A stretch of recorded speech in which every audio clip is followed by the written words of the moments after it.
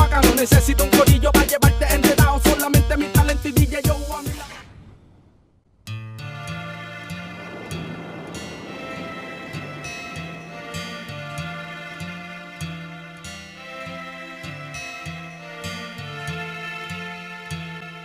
Most of the rap singers come from the projects.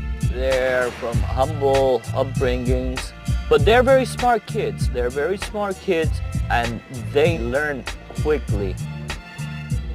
In the barrio, in the suburb, they have, to work hard and double to get their goals. They don't have the same facilities, the same helps from the people that upper classes or the people that go to the private school.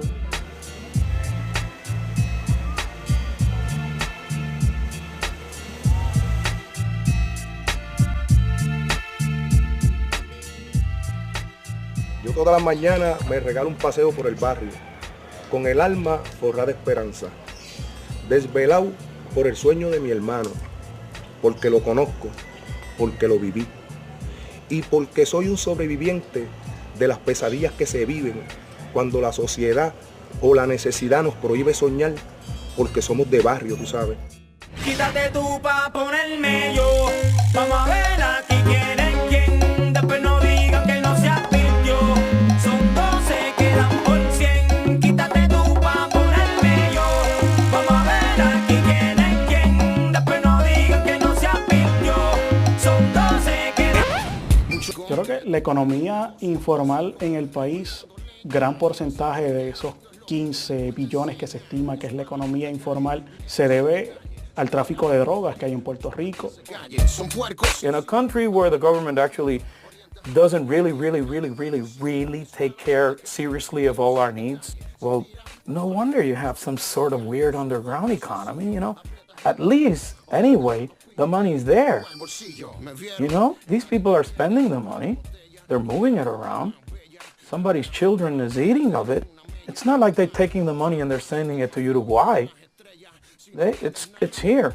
Lo que ha llevado a Puerto Rico a estar en la situación que estamos atravesando hoy en día han sido decisiones que se han tomado con el raciocinio político y no con el raciocinio económico. Y eso responde a que el secretario de Educación actualmente está preso por defalcar al Departamento de Educación unos actos de corrupción. We're almost going to collapse economically because each government that's been in power has actually just been writing their own checks. It was one government employee after the other being accused, and it turned into a circus because the two main political parties in Puerto Rico are always at each other's throats. Apágame todo el micrófono. Compañeros senadores, compañeras senadoras. 4 years they bicker, and then 4 years they go out, and then 4 years they bicker, and he who actually is not in power is bickering, and he who's in power is trying to do something, but at the same time is bickering, and they're bickering and they're finding out who's to blame for it and telling you how to be afraid of it, but never finding out how to fix it.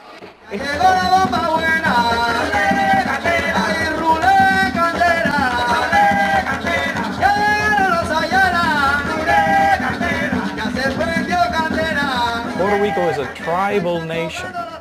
That's why the music is so important. You see, that's why we all dance around the fire.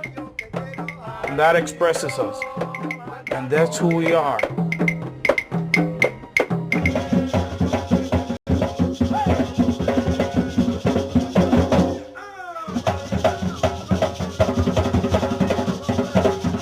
El africano nos dejó un tambor, como lo dejó en las diferentes islas del Caribe. En Cuba se dejó la rumba, se ha desarrollado la salsa.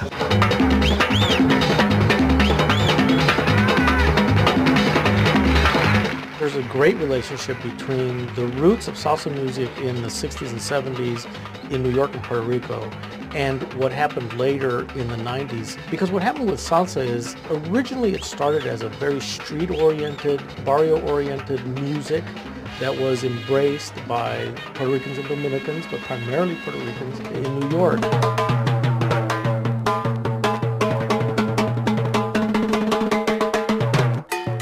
What happened to salsa, though, was after about 10 years, the music became very detached from its roots and where it came from. In a big way, that killed salsa for people that really believed in it. There was this whole world out there of kids who weren't embracing salsa and merengue the way their parents did. Us as young kids, we lived in New York, you know. So yeah, we had the salsa and merengue and all that stuff. But let me say, Tito Puente did not influence me to become an MC. That alienation from salsa and the roots of salsa is what opened the door for reggaeton to happen. Y nosotros los puertorriqueños siempre tendemos a coger la música de afuera y hacerla nuestra. Porque nosotros tenemos una influencia americana.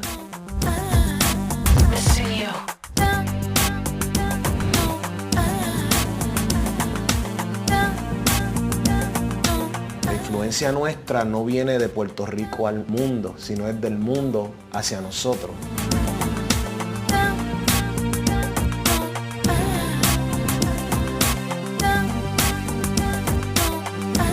Ese tránsito entre Puerto Rico y Nueva York en alguna medida puede haber influenciado la producción musical, en este caso del reggaetón y el hip hop y el rap en español.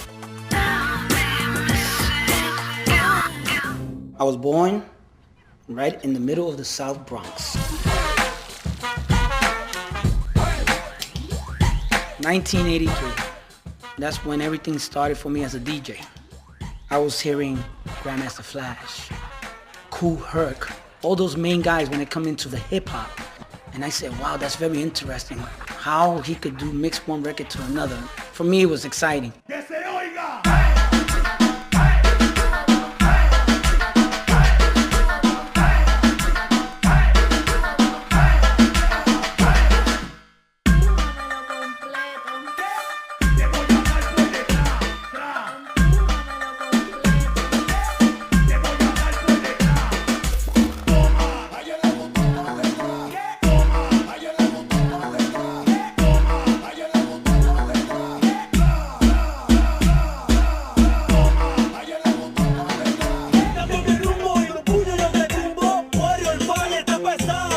Well, my name is Jorge Oquendo.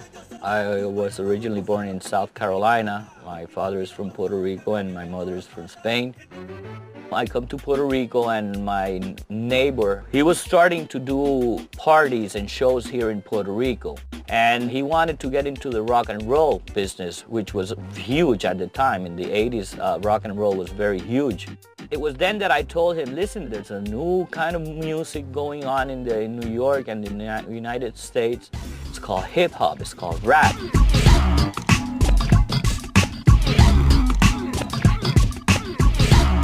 Bringing Poison was $125,000 for one night, you know? And with that, you could bring like 3 or 4 rappers to Puerto Rico.